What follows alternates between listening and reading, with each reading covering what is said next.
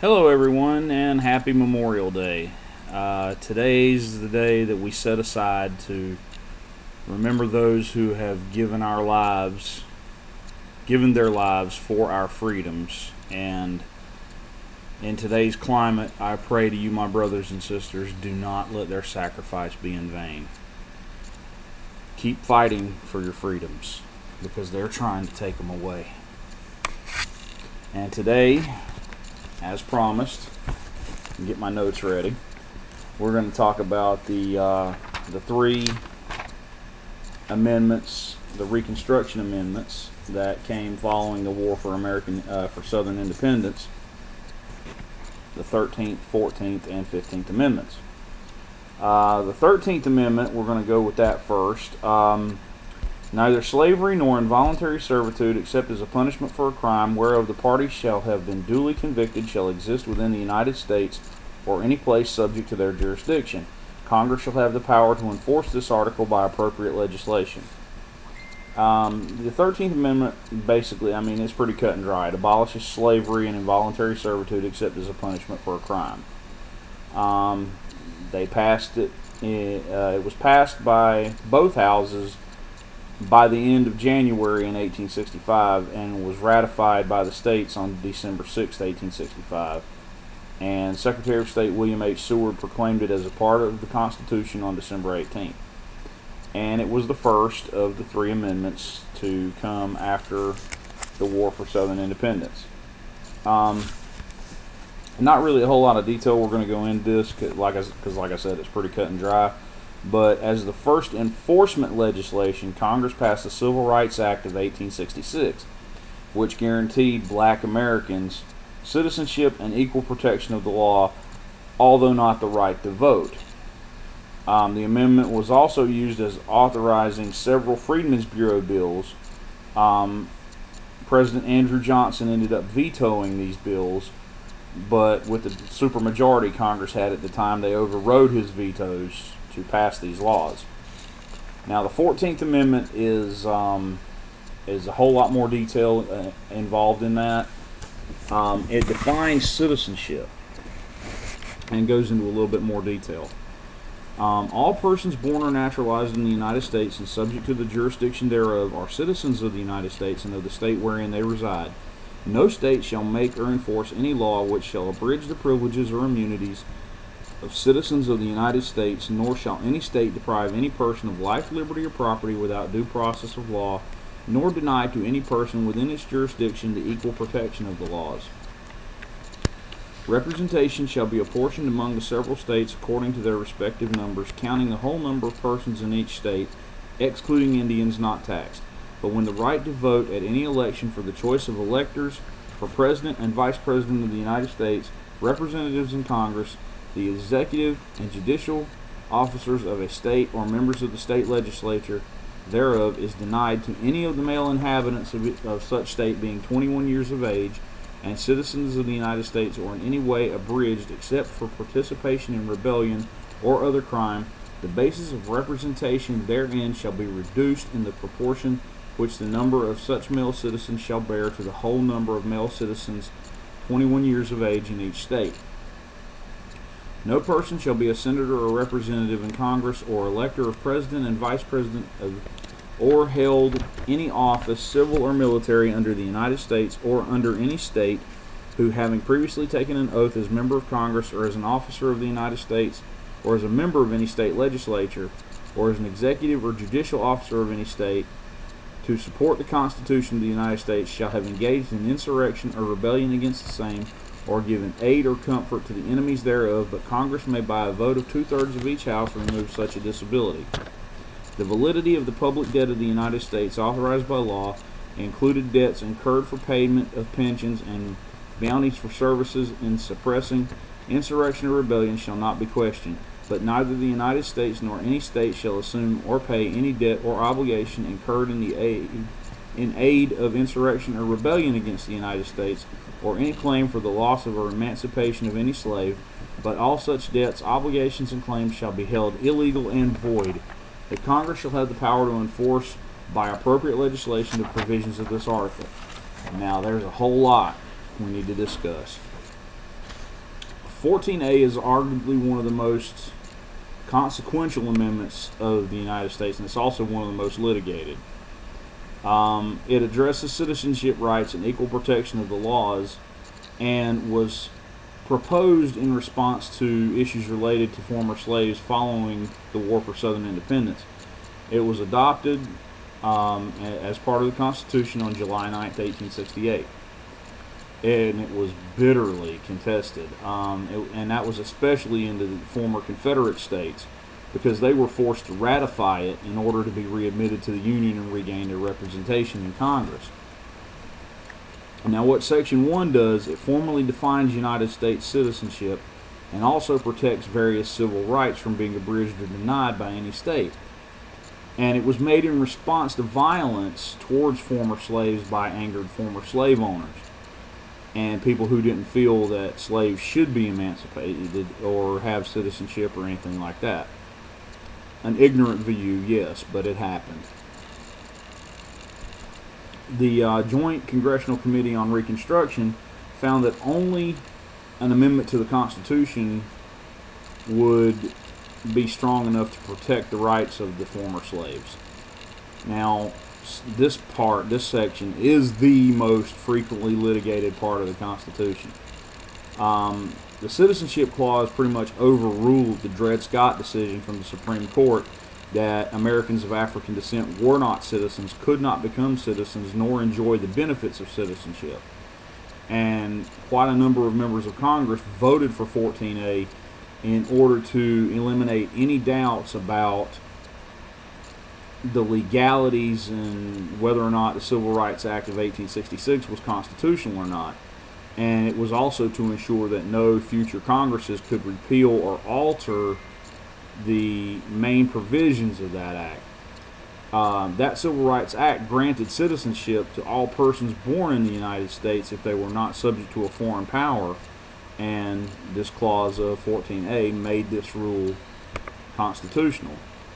There's several varying interpretations of what Congress's original intent was, based on statements that were made during the debate over the amendment, as well as the customs that were going on during that period of time.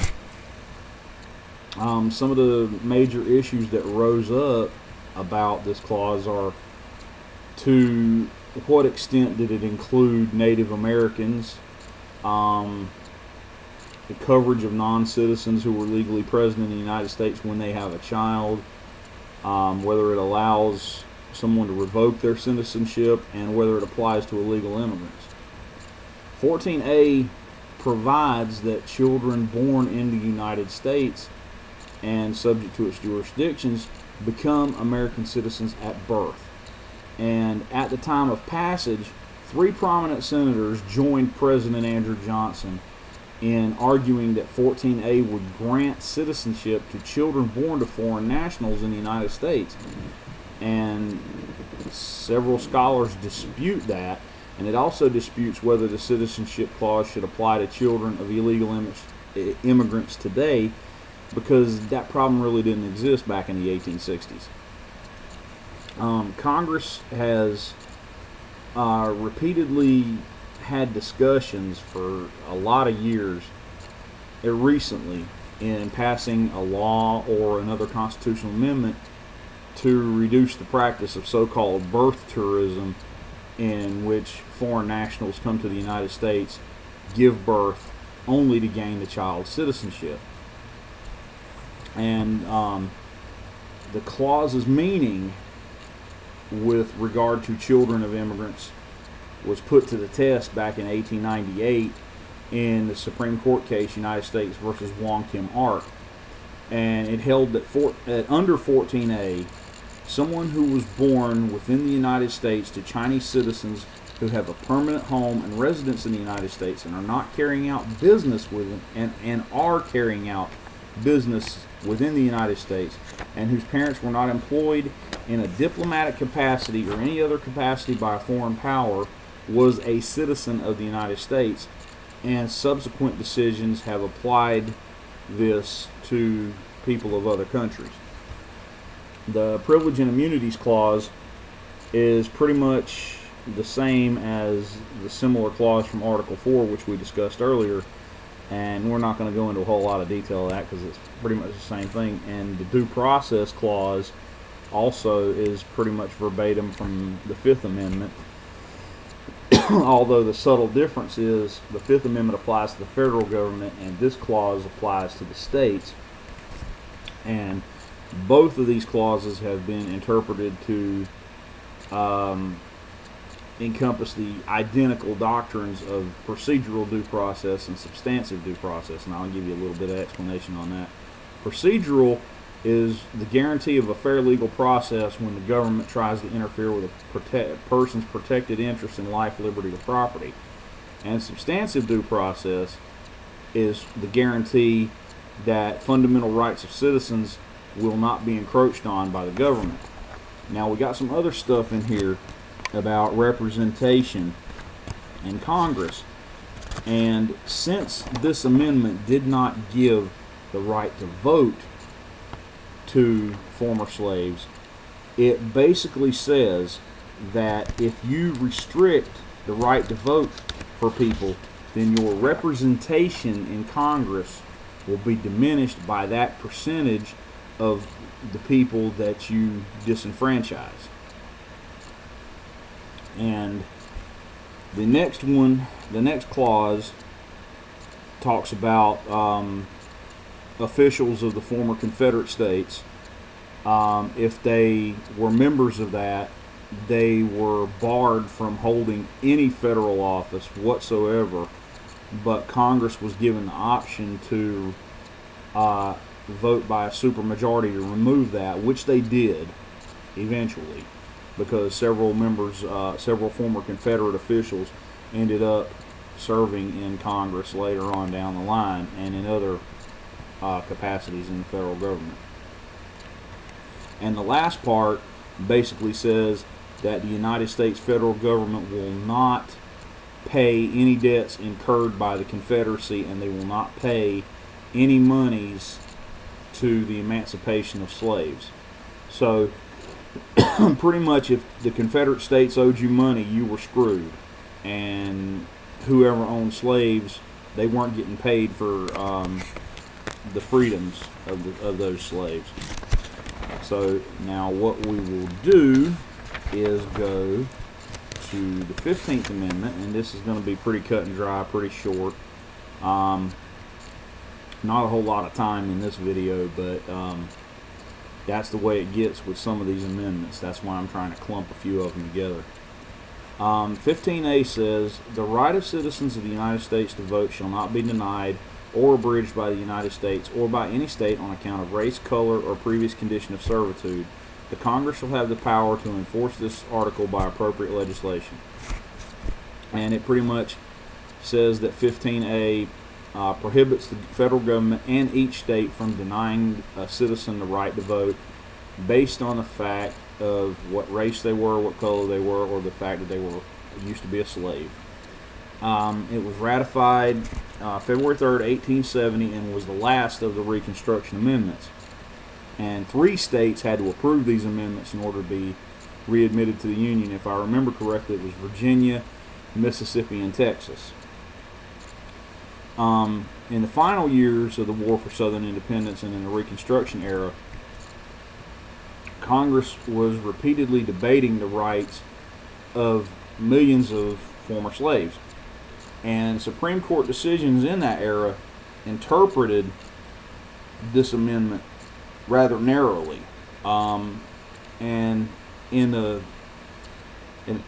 20-year period from 1890 to 1910, the former Confederate states who had been readmitted to the Union adopted new state constitutions, but also they adopted new laws that restricted voter registration. Most black voters and some poor white voters were prevented from voting due to poll taxes, literacy tests, and other discriminatory laws.